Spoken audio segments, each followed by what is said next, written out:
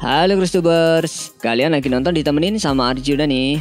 Di antara kalian ada yang lagi galau nggak mau cari kerjaan di mana? Coba nonton video satu ini dulu. Kali aja bisa jadi pertimbangan dan berubah rencana untuk kerja di Cina. Berikut ini ada beberapa fakta enaknya bekerja di Cina. Sebelum lanjut videonya, bagi kalian yang belum subscribe, klik dulu tombol subscribe di bawah video ini. Mari kita bagi pengetahuan dan hal seru lainnya yang ada di dunia ini.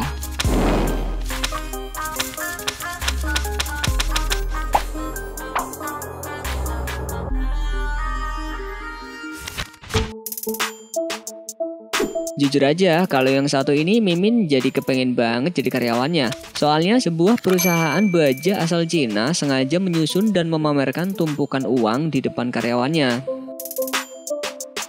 Jangan salah, nggak cuma pamer, tapi perusahaan ini juga membagikan tumpukan uang itu ke seluruh karyawannya tanpa terkecuali.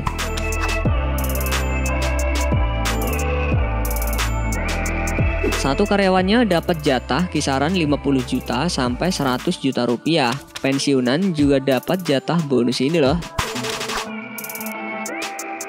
Perusahaan ini bukan lagi bagi-bagi uang kertas, tapi kebetulan perusahaan baja yang cukup terkenal di Cina ini mengalami peningkatan laba sehingga mendapat keuntungan tertinggi di Cina. Alhasil karyawan ikut kecipratan deh.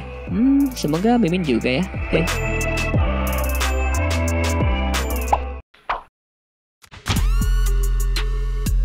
Ketika karyawan sebuah perusahaan dianggap berjasa atau berprestasi, biasanya pemimpin perusahaan akan memberikan bonus lebih untuk karyawan yang dimaksud. Tapi sayangnya pemimpin perusahaan asal Cina ini tidak melakukan hal tersebut.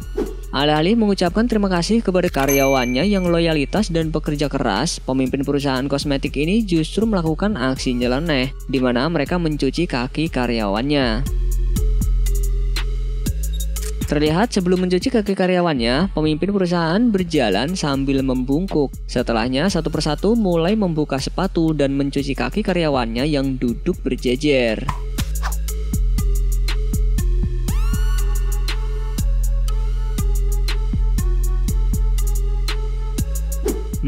Kayaknya karyawannya lebih butuh bonus deh bu dibanding cara kayak gitu.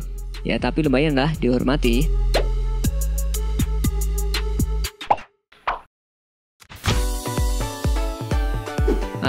Aduh, Mimin gak habis pikir sama yang dilakuin bos perusahaan satu ini. Bukannya kasih bonus berupa uang atau barang yang lebih bermanfaat, namun sebuah perusahaan teknologi keamanan di Cina justru memberikan bonus untuk karyawannya, yakni menginap bersama seorang bintang porno Cina bernama Julia.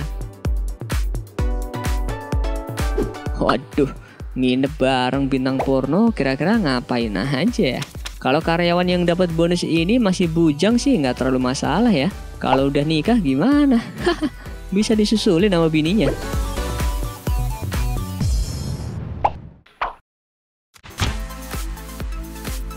Kalau yang satu ini patut dicontoh sih sebagai bentuk rasa syukur dan berterima kasih kepada perusahaannya masuk ke daftar 500 perusahaan terbaik di seluruh dunia. CEO perusahaan Xiaomi yakni Lei Jun memberikan hadiah yang cukup istimewa, yakni berupa saham bagi puluhan ribu karyawan.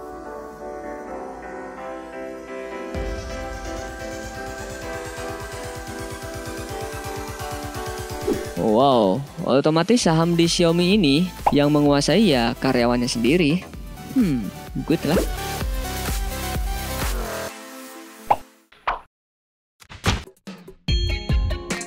Bonus yang diberikan perusahaan ternyata bisa dikarenakan berbagai alasan. Salah satunya perusahaan di Cina ini, demi membuat karyawan yang bekerja di tempatnya hidup sehat, perusahaan ini akan selalu memberikan bonus kepada karyawan yang berhasil menurunkan berat badannya.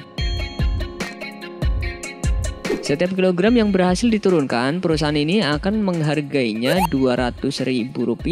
Kalau Mimin bisa nurunin minimal 5 kilo aja, berarti bisa dapat Rp1 juta dong. Tapi masa iya harus nurunin badan mulu sampai kurus biar dapat bonus gitu? Udah kurus makin kurus.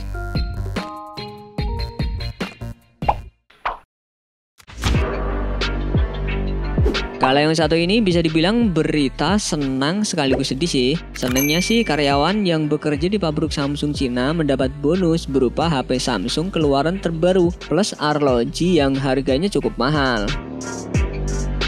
Tapi sayangnya bonus yang diberikan kepada sejumlah karyawannya itu juga pertanda bahwa perusahaan Samsung yang berada di Cina akan segera tutup. Bisa dibilang bonus itu merupakan pesangon terakhir untuk para karyawannya.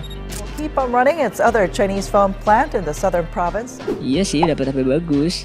Tapi habis itu jadi pengangguran deh.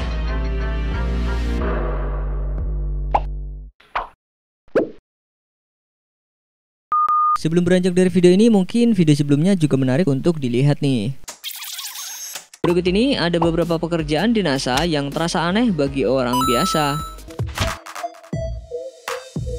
Siapa sih yang nggak tahu NASA? Badan Penerbangan Antariksa yang berbasis di Amerika Serikat ini punya tanggung jawab atas program luar angkasa. Nggak bisa sembarangan orang loh yang bisa bergabung di organisasi ini. Tapi uniknya ada seorang ahli fisika bernama Robert Lang justru selama kurang lebih 25 tahun mendapatkan kesempatan bergabung di NASA. Bukan sebagai peneliti, melainkan sebagai ahli pelipat kertas alias origami.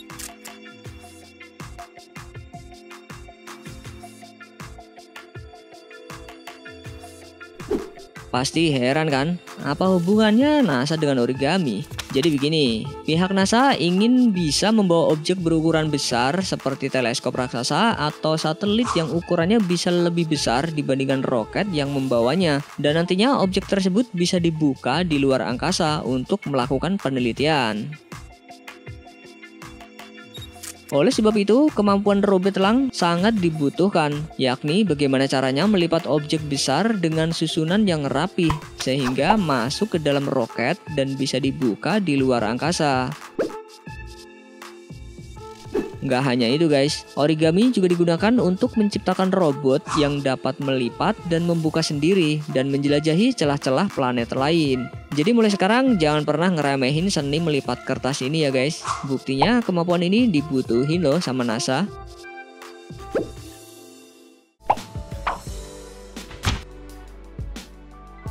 Siapa nih yang mau punya kerjaan enteng tapi gaji fantastis? Bisa nih, coba ngelamar di NASA. Kerjaannya cuma disuruh tidur tapi gajinya bisa sampai 263 juta rupiah. Jadi rencananya pihak NASA akan meluncurkan proyek bernama Artificial Gravity Bed. Proyek ini akan menguji penggunaan gravitasi buatan untuk mencegah atrofi otot dan tulang yang mengganggu para astronot ketika mereka menghabiskan waktu yang lama di luar angkasa.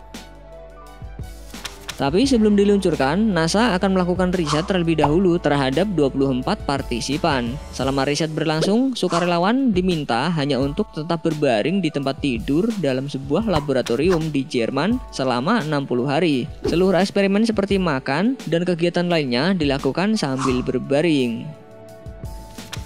Namun gerakan para partisipan dibatasi untuk mencegah penempatan ketegangan pada tubuh peserta lainnya. Hal ini dirancang untuk meniru efek gravitasi nol saat sedang ada di ruang angkasa. Nantinya tempat tidur para partisipan akan dimiringkan 6 derajat untuk memudahkan perpindahan cairan tubuh, seperti pada astronot di ruang angkasa. Jadi gimana? Tidur-tiduran selama 60 hari, gaji 250 juta lebih, ada yang tertarik nggak?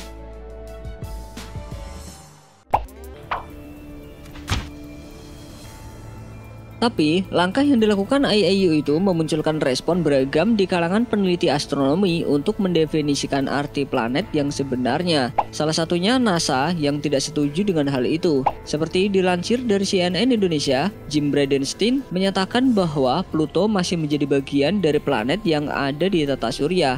Ilmuwan planet NASA Alan Stern juga sempat menentang langkah IAU menghapus Pluto dari daftar planet, sebab definisi yang dibuat IAU secara ilmiah sangat bertentangan.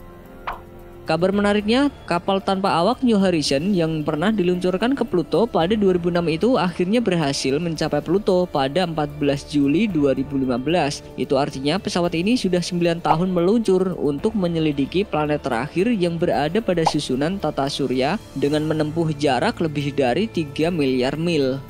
Untuk menyatakan kegembiraannya, NASA pun mengunggah penampakan planet Pluto pada media sosialnya. Dalam foto tersebut nampak jelas planet Pluto berwarna oranye dengan pola yang unik, yaitu titik-titik terang pada permukaannya yang membentuk hati. Dalam Instagramnya, NASA menyebut planet ini dengan kata gorgeous atau planet yang cantik.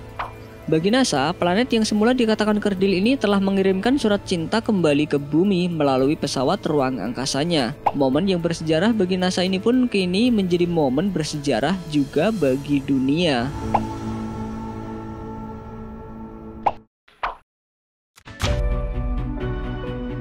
Karena hal itu dan banyak penelitian yang dilakukan ilmuwan dunia, Pluto memiliki peluang untuk comeback dan bergabung bersama 8 saudaranya di tata surya. Dikutip dari situs Metro, ilmuwan dari University of Central Florida bernama Philip Metzger menegaskan bahwa penghapusan Pluto adalah keputusan yang tak dipertimbangkan dengan matang.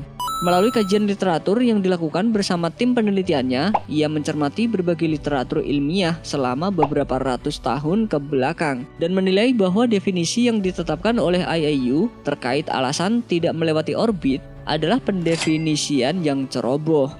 Selain itu, peneliti dari Johns Hopkins University bernama Kirby Runyon menyebut bahwa definisi yang ditetapkan IAU keliru karena tinjauan literatur yang demikian bukanlah standar yang sesuai untuk membedakan planet dan asteroid.